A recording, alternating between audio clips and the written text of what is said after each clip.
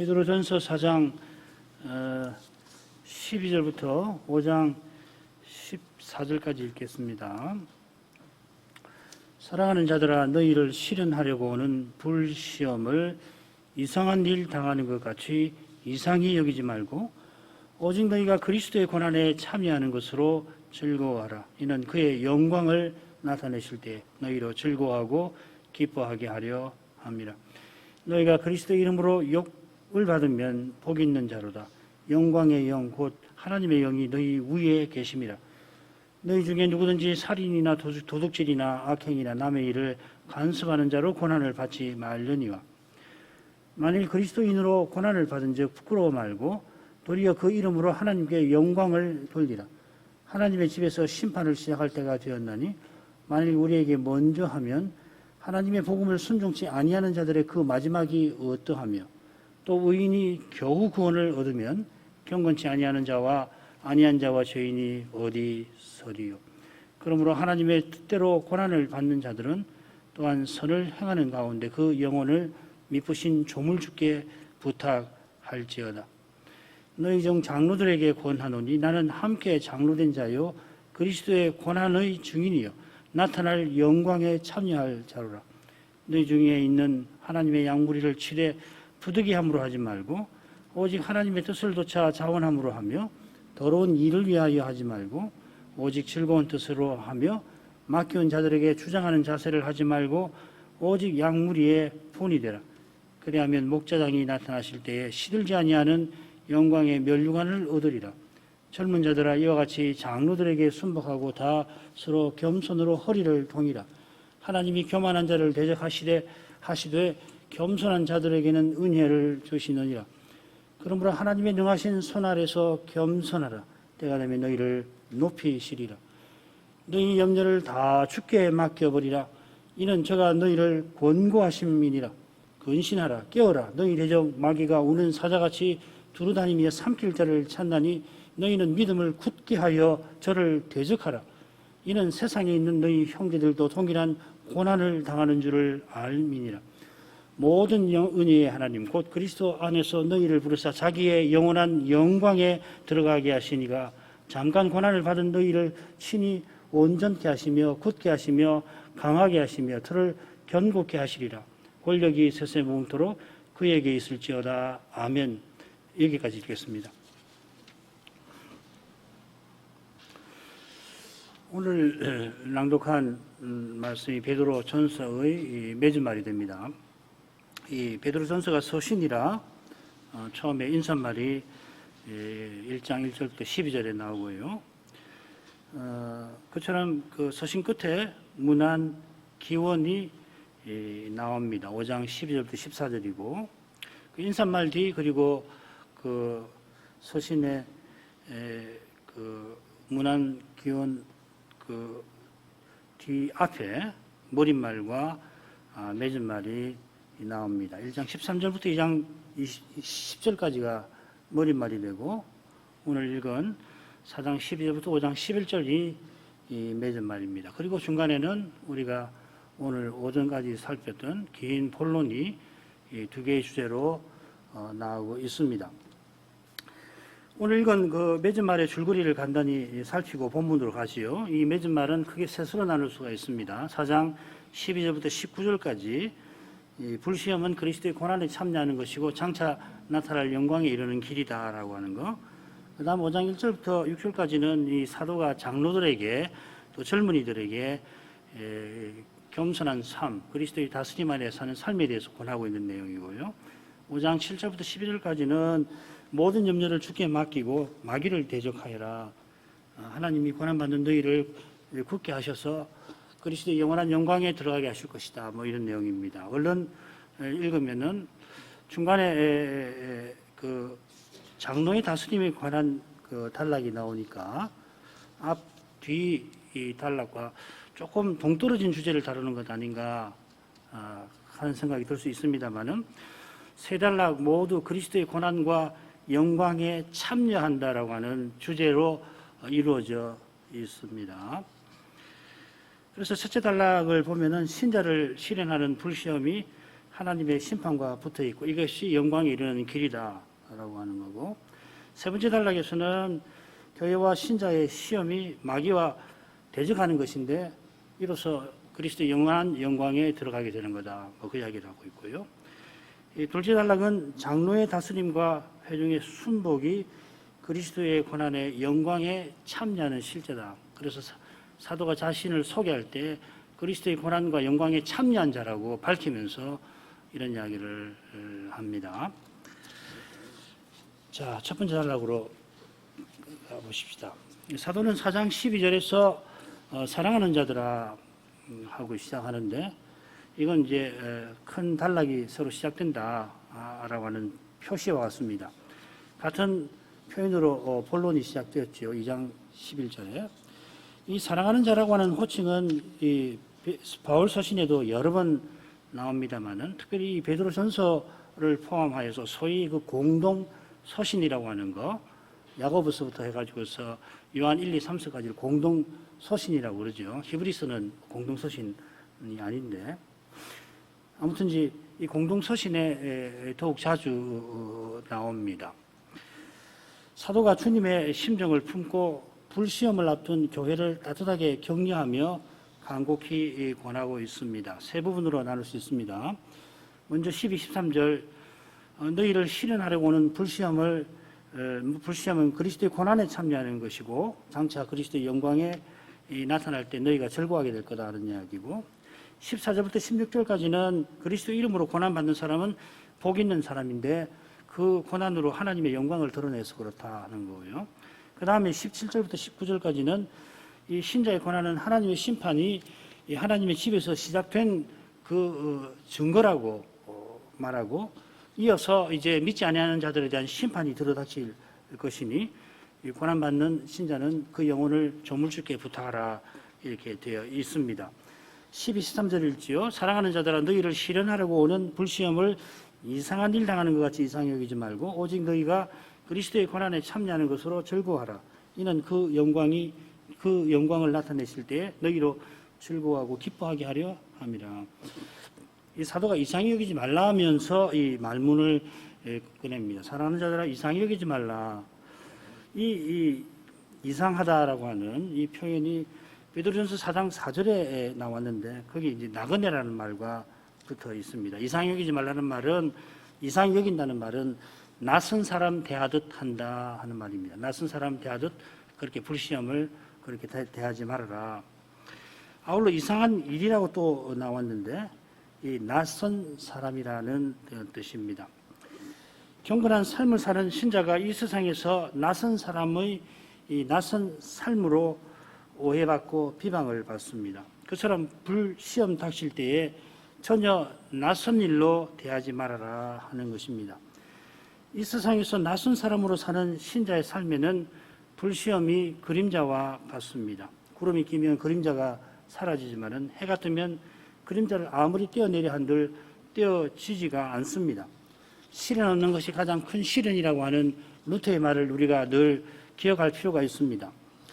그냥 시험이라고 하지 않고 불시험이라고 하니까 시험 중에도 아마 혹독한 시험인가 보다 생각할 수 있습니다만은, 여기 이 불이라고 하는 것은 베드로전서 1장 7절에 나오는 그 정련의 이 불순물을 제거하는 그런 불로 보는 것이 좋습니다. 너희 믿음의 시련이 불로 연단하여도 없어질 금보다 더 귀하여 예수 그리스도에 나타나실 때의 칭찬과 영광과 존귀를 얻게 하려 함이라.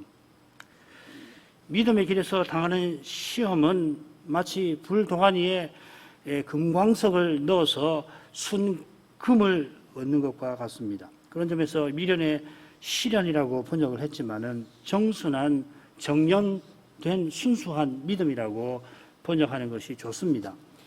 믿음은 반드시 시험의 동아니를 통과합니다. 통과하지 아니하는 믿음 없습니다. 통과한 다음에는 기뻐합니다만은 통과할 때는 잠깐 근심하게 되지 않을 수 없습니다.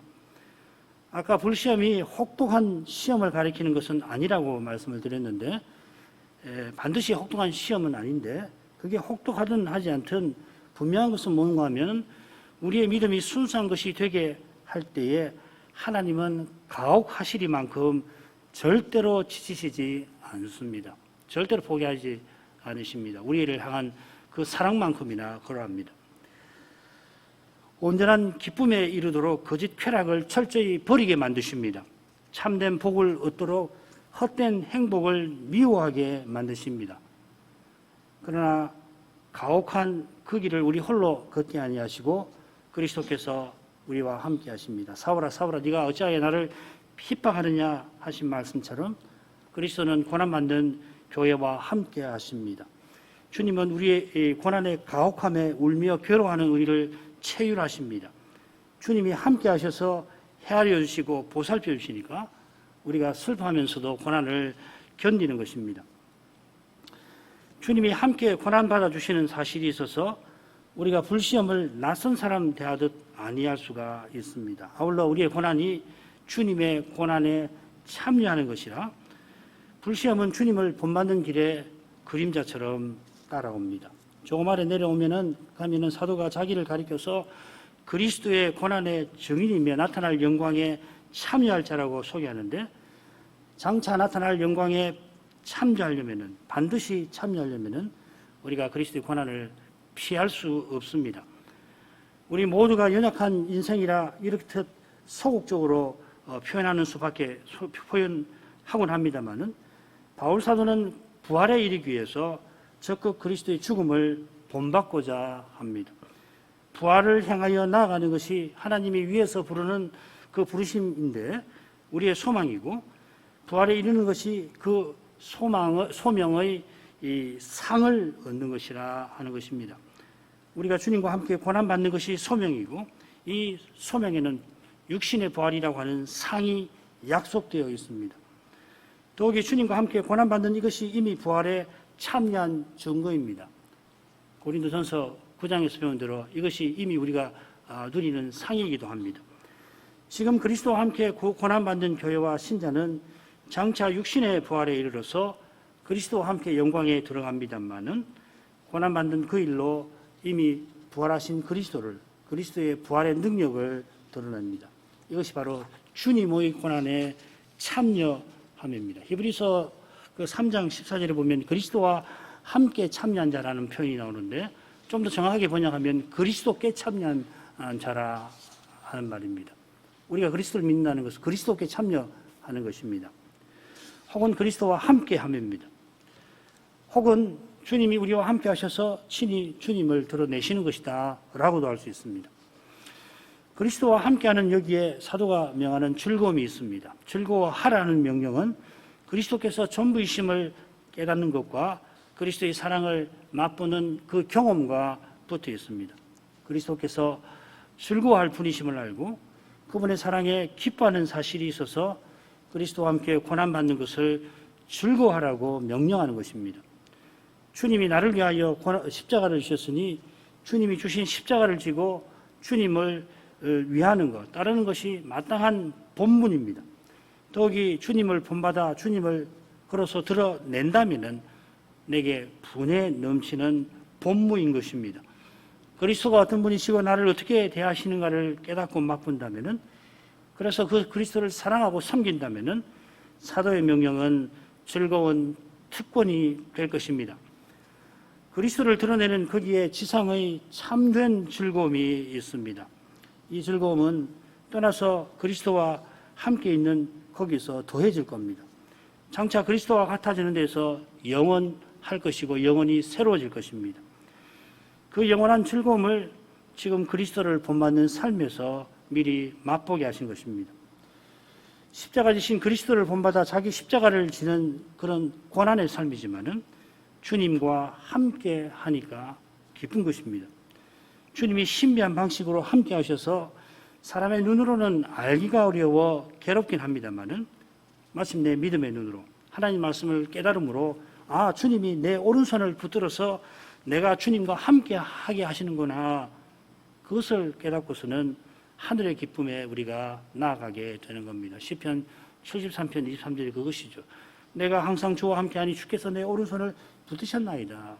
내가 주님과 함께 하니까 붙들어 주신다는 말보다도 주님이 내 오른손을 붙드시니까 내가 주님과 함께 한다는 뜻이에요. 이 기쁨을 맛보려면은 매일 주님을 늘 의지해야 할 것입니다. 사도가 그리스도의 고난에 참여하는 것으로 즐거워하라고 명령한 이유도 역시 즐거움에 있습니다. 기독교는 우울한 종교 아닙니다. 기쁨의 종교입니다. 지금 즐거워해야 하는 것은 장차 영원히 즐거워하기 위함입니다. 장차 즐거워하려면 지금 그리스도의 고난에 기꺼이 참여해야 합니다. 장차 우리가 즐거워하고 기뻐하게 되는 것은 그의 영광이 나타나는 거기에 있습니다. 장차 그리스도의 영광이 나타날 때 거기 우리가 참여해서 즐거워하고 기뻐하는 건데, 우리의 즐거움, 우리의 기쁨은 그리스도 그분이 우리를 위하신다는 그 사랑에 있는 것입니다. 그리스도께서 영광을 얻으신 것은 오직 우리를 위함입니다. 그리스도께서 부활로 영원한 생명을 얻고 아버지 우편에 앉아서 모든 권세를 받으시는 그 사실 자체가 성자 하나님으로서 그분께 무슨 영광을 더하는 것이 되겠습니까? 성자 하나님은 하늘과 땅의 모든 권세만 아니라 그보다 더한 권세를 이미 지니고 계십니다. 그리스도의 영광이 나타난다는 것, 결국 우리가 그리스도와 같아지게 하신다 하는 뜻입니다. 주님이 먼저 나아가신 영광에 우리도 거기 들어가게 하신다 하는 뜻입니다. 우리의 기쁨은 우리가 들어갈 그 영광에도 물론 있습니다만은 우리를 위하시는 그분, 그 주님의 사랑에 있는 것입니다. 주님이 우리를 위하시고 사람 되시고 십자가 지시고 부활하신 거기에 이미 우리의 기쁨이 있는 겁니다. 거기에 우리의 하나님의 그 독특한 영광, 기독교 하나님의 영광이 바로 여기 있는 겁니다. 어떤 종교, 어떤 신에게서 볼 수 없는 그런 특징이 바로 그리스도의 십자가에 있는 겁니다. 이 영광이 영원히 또 충만히 장차 비칠 테니 우리의 기쁨도 영원히 더 충만해질 것입니다.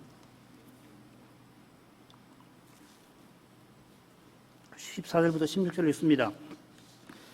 너희가 그리스도의 이름으로 욕을 받으면 복 있는 자로다. 영광의 영, 곧 하나님의 영이 너희 위에 계십니다. 너희 중에 누구든지 살인이나 도둑질이나 악행이나 남의 일을 간섭하는 자로 고난을 받지 말려니와 만일 그리스도인으로 고난을 받은 즉 부끄러워 말고 도리어 그 이름으로 하나님께 영광을 돌리라. 14절 16절 똑같이 그리스도 이름으로 혹은 그리스도인으로 고난받는 그것이 하나님의 영광과 붙어 있음을 사도가 지적합니다. 중간에는 그 그리스도 이름에 합당치 아니한 일, 그리스도인으로서 해서 안 되는 일을 해가지고 고난받지 말라고 권하고 있습니다. 그리스도 이름으로 욕을 받는 일에 관하여 예수님께서 팔복에서 이렇게 미리 말씀하셨습니다. 나를 인하여 너희를 욕하고 핍박하고 거짓으로 거슬러 모든 악한 말을 할 때에는, 주님이 십자가 달리실 때 똑같이 욕을 받으셨는데 바울은 그 욕이 하나님을 비방하는 비방이라고 시편 69편의 말씀을 로마서 15장 3절에 인용하고 있습니다.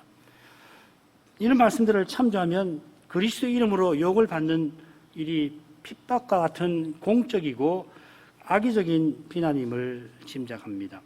그런 점에 비추어 15절을 봐야 될 거예요. 물론 넓게는 믿음으로 행하는 길에서 겪는 사소한 그 비난도 포함이 되겠죠. 사람은 너무도 연약한 탓에 이런 사소한 말 한마디에도 상처를 크게 입을 수 있으니까 그런 때에도 주님이 우리의 심정을 헤아려 주실 겁니다. 그처럼 대수롭지 않게 생각하고 아니 신자가 그런 정도도 넘기지 못하느냐 그렇게 타박하지 않도록 해야 할 겁니다. 사람은 참 약합니다.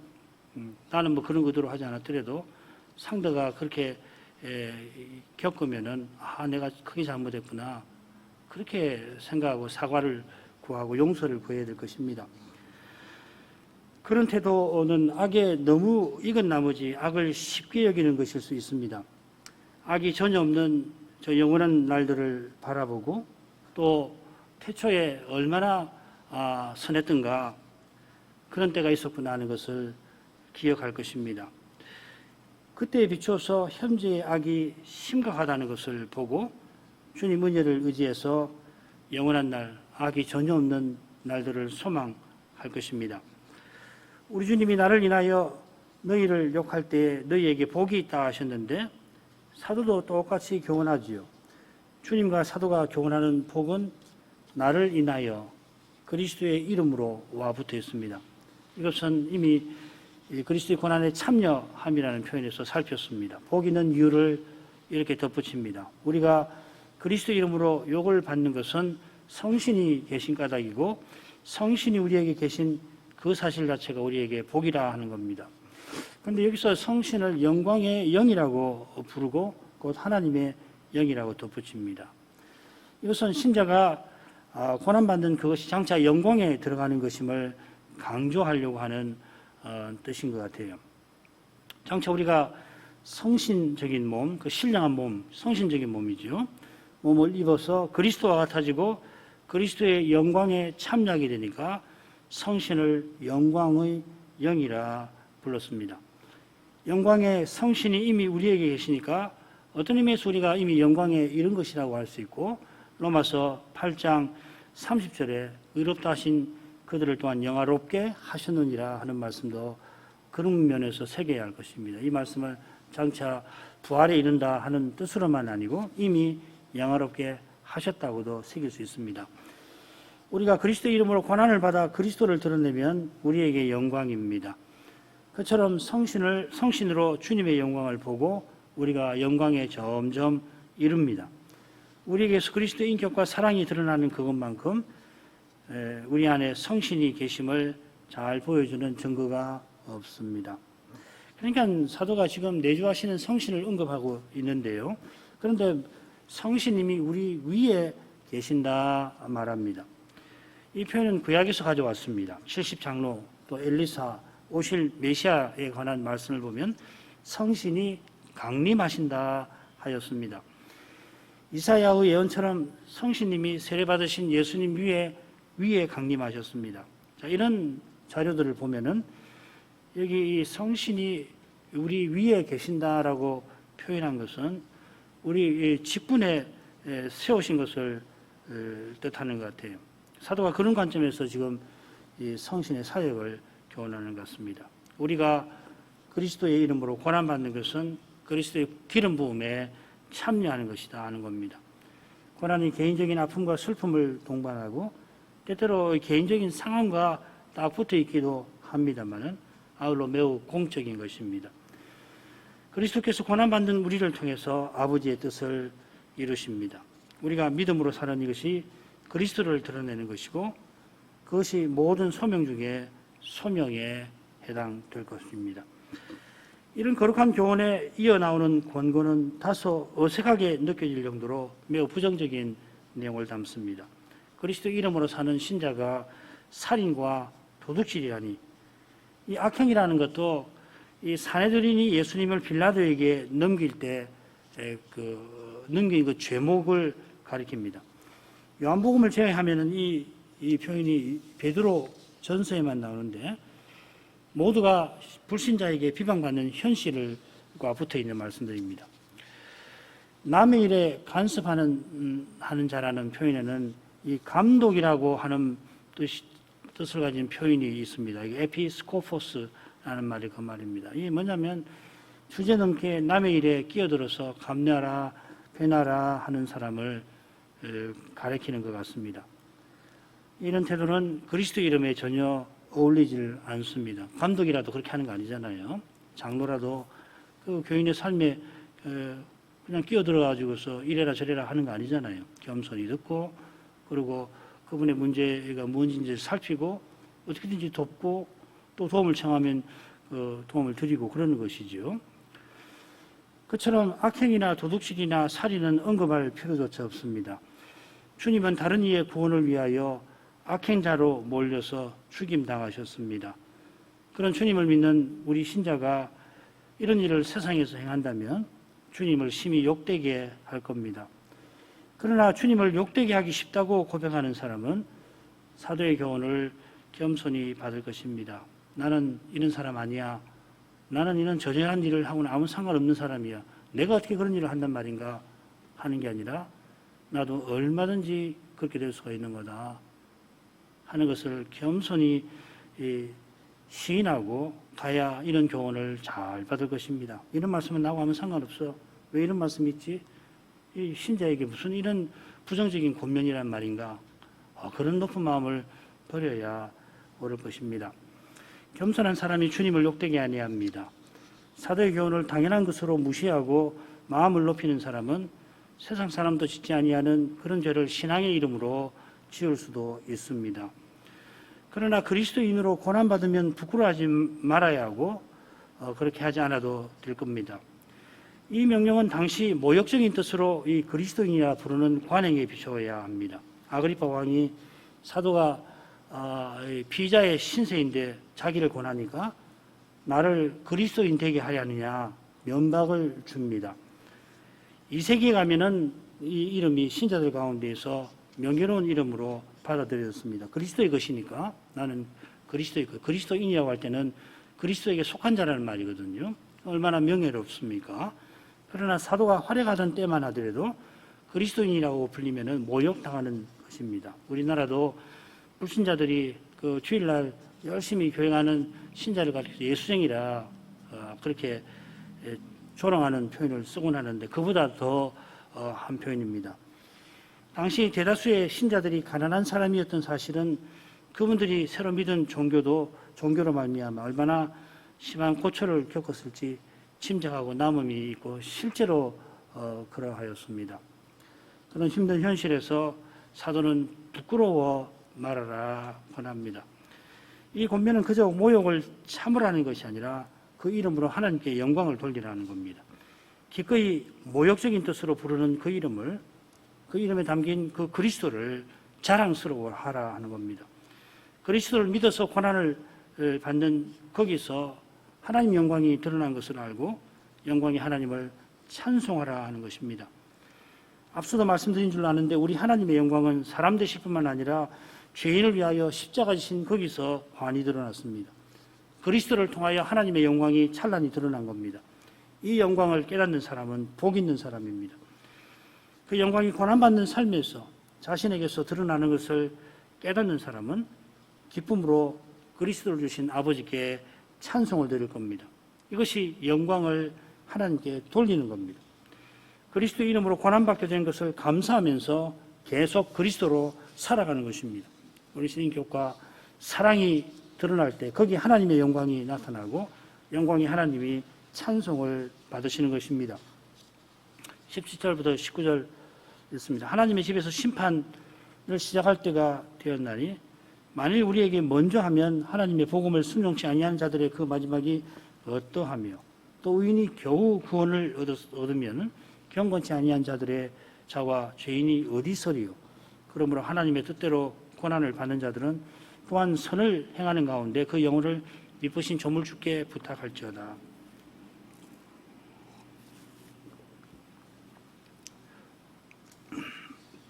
17절은 이는 뭐함이라 이유죠, 그죠?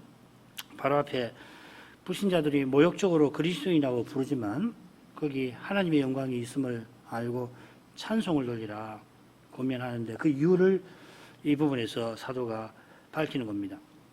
그 이유는 하나님의 심판이 하나님의 집에서 심판이 시작할 때가 되었다 하는 사실입니다. 하나님의 집에서 심판이 시작되었으면 이어서 온 세상의 심판이 시행될 겁니다. 우리가 오전에 만물의 마지막이 가까이 왔다고 사도가 선언한 것을 공부했는데 비슷한 선언이 이 심판의 관점에서 지금 표현되고 되었습니다. 노아 시대처럼 산자와 죽은 자 모두가 받는 심판이 예비되어 있다 했는데 그 심판에 앞서서 하나님의 집에서 심판이 시작됩니다. 이 표현은 에스겔서에서 왔습니다. 내 성소에서 시작할지니라 에스겔서 9장에 나오는데 성전에서부터 심판을 집행하는 자들이 이마에 표 없는 자들을 죽입니다. 그런 다음에 성전에서 나가서 예루살렘 성읍에서 죽입니다. 바로 그때 여호와의 영광 보좌가 성전 동편문으로 해서 바벨론으로 떠나가게 되죠. 성전이 파괴되고 예루살렘이 무너질 것을 가리킵니다. 그처럼 베드로 사도는 곧 있을 성전 파괴를 가리키면서 하나님의 집에서 심판이 시작할 때가 되었다 전하는 것 같습니다.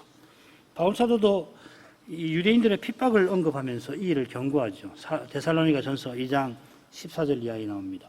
데살로니가 교인들이 헬라 사람들에게 고난받는 점을 언급하면서 유대에 사는 교회들이 유대인들에게 고난받았다 지적을 합니다. 그래 유대인들의 핍박에 하나님의 노하심이 끝까지 임하였다 하였습니다. 성전이 무너지고 예루살렘이 멸망할 것을 바울 사도가 예고한 것입니다. 예루살렘 멸망으로 언약 시대는 끝나고 새 언약 시대가 본격적으로 전개가 될 터인데, 그러면 이제 남은 것은 뭐냐? 마지막 심판, 온 세상의 심판뿐이라는 겁니다. 이 심판이 얼마나 두려운지 사도는 시작과 마지막의 대조로 드러냅니다. 우리에게 뭔지 하면 순종치 아니하는 자들의 마지막이 어떠하겠느냐 묻습니다. 믿지 아니하는 사람을 하나님의 복음을 순종치 아니하는 자라고 했고 18절에서는 경건치 아니한 자 죄인이라고 합니다. 이들이 그리스도를 순종하는 자들을 욕하는데, 그리스도를 순종하는 자도 고난을 받게 하신 그 하나님이 순종치 아니하는 자는 어떻게 하시겠느냐 하는 겁니다. 이런 데서 하나님이 얼마나 죄를 철저히 미워하시는지를 짐작할 수 있습니다. 하나님이 우리 죄를 사하시려고 사람 되시고 십자가를 지신 까닭에 순종하는 자기 자녀의 죄도 그냥 넘기시는 법이 없습니다. 하물며 순종치 아니하는 자들의 죄는 말할 것이 없습니다. 죄 범할 때마다 겸손히 회개해야 합니다. 오직 그리스도의 공의를 의지해야 합니다. 변명될 필요가 없습니다. 죄를 사할 수 있는 길은 그리스도의 공의밖에 없어서 그렇습니다. 어떤 죄를 짓는 그때만 그리스도의 공의를 의지하는 게 아니라 항상 하나님 은혜를 구하며 사셔야 합니다. 이런 점에서 의인이 겨우 구원을 받는다는 말씀을 살펴볼 필요가 있습니다. 이 겨우라고 하는 말을 왜 썼나? 그건 우리 인생이 구원 얻는 것이 얼마나 어려운지를 잘 보여줍니다. 한 번은 부자 청년이 주님께 와서 선한 선생님이여 내가 무엇을 하여야 구원을 얻겠습니까? 여쭌 일이 있는데 주님의 말씀을 다 듣고 부자 청년이 재물이 많아서 근심하고 돌아갑니다. 그때 주님께서 부자가 천국에 들어가는 것보다 낙타가 바늘귀에 들어가는 것이 쉽다 하셨어요. 그 말씀에 제자들이 뭐라고 하냐면, 그러면 누가 구원을 얻을 수 있겠습니까? 하셨습니다. 그때 주님이 사람으로서는 할 수 없다고 아주 분명히 말씀하시고 이어서 그러나 하나님으로서는 다 하실 수 있느니라 하셨습니다.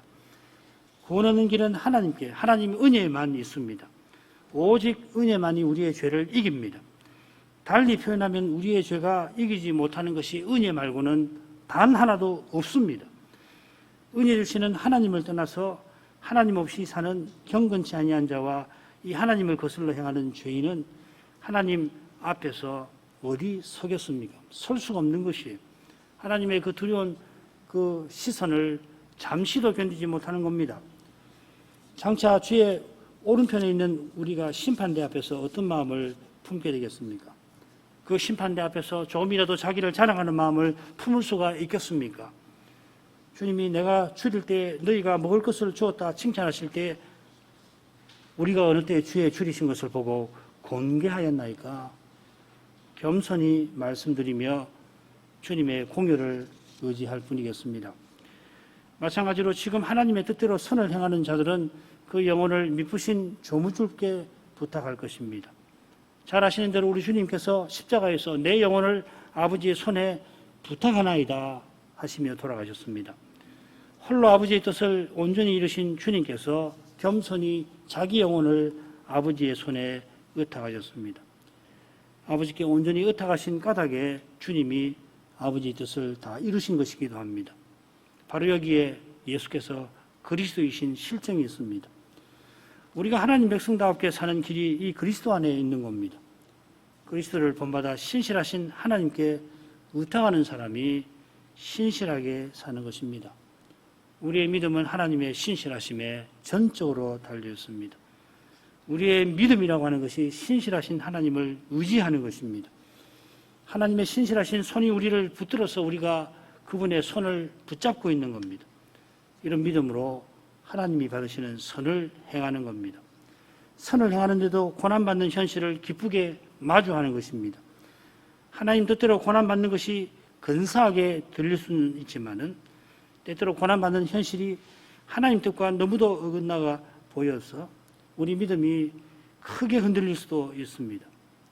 그러나 그런 현실을 통하여 미쁘신 조물주께서 연약한 우리 믿음을 더욱 견고하게 순수하게 만들어 주시는 것입니다. 그분은 죄인인 우리를 자기 자녀로 만드신 분이십니다. 얼마큼 하겠습니다. 거룩하신 아버지, 사도를 통하여 신자의 고난에 관해서 교훈해 주심으로 고난, 시련 받기가 두려운 인생이 주의 사랑을 힘입어서 그리스도를 본받아 살려는 심정을 품게 하십니다. 의인이 겨우 구원을 얻는다 하는 이 말씀에서 인생의 죄가 얼마나 두려운 것이며 죄인의 인생은 얼마나 연약한지를 거듭 깨닫게 하십니다. 더욱 그리스도 안에서 미쁘신 조물주를 의지하라 하십니다. 높은 마음은 품지 말고 더 겸손하게 만들어 주옵소서. 하나님 은혜를 늘 의지하게 하옵소서. 그 은혜를 의지하여서 하나님 말씀을 쫓아 고난받는 길을 꼭 걸어가게 하옵소서. 그 길이 이미 영광의 길임을 말씀에서 계속 일깨워 주시고 그리스도와 함께 영광에 이르는 그 길을 끝까지 걷게 하옵소서. 예수님 이름으로 기도합니다. 아멘.